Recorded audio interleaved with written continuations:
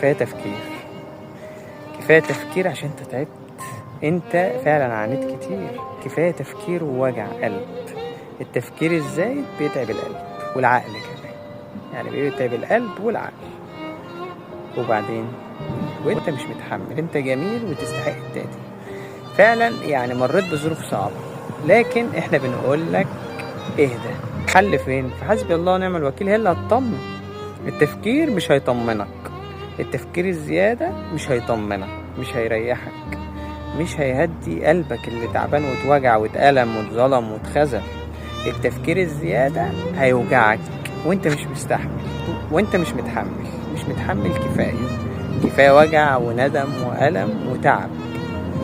قلل تفكير وسيبها على الله. قول معايا بس دلوقتي: حسبي الله ونعم الوكيل. فرق كبير وطمأنينة وسكينة.